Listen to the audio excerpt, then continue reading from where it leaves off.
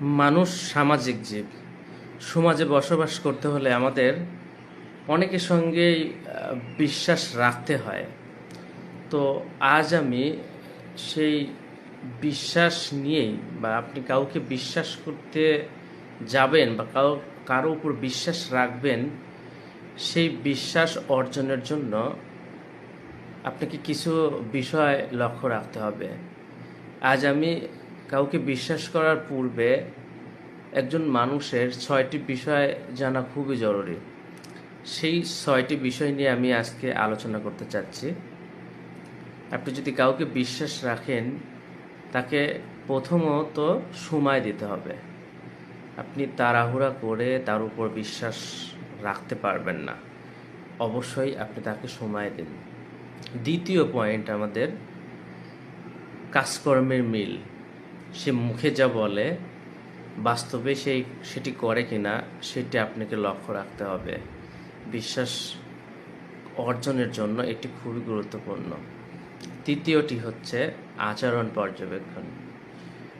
Actually আপনার সঙ্গে সেই ব্যক্তিটি যেমন আচরণ করে, অন্য ব্যক্তিদের সঙ্গেও ঠিক এরকম আচরণ করে কিনা আপনি অবশ্যই এই বিষয়টা লক্ষ্য রাখবেন, এবং বিশ্বাস অর্জনের ক্ষেত্রে এটাও খুবই গুরুত্বপূর্ণ। চতুর্থ,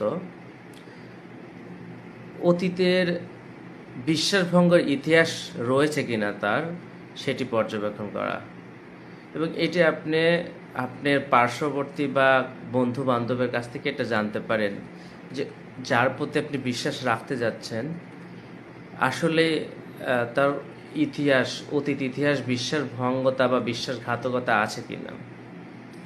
পঞ্চমত, আপনাকে যেটা করতে হবে, অবশ্যই এটা মনে রাখবেন, সে আপনার সীমাবদ্ধতা বোঝে কিনা। যদি আপনি সে সীমাবদ্ধতা বুঝতে পারে বা বুঝে, অবশ্যই আপনি তার উপর বিশ্বাস রাখতে পারেন।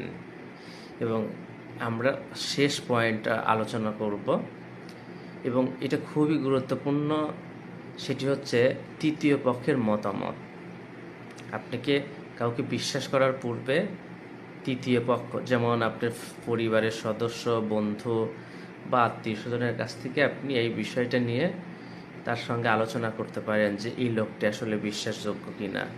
তবে তৃতীয় পক্ষ অবশ্যই সত্য বা অথেন্টিক কোনো নিউজ থাকতে হবে। তৃতীয় পক্ষও যদি কোনো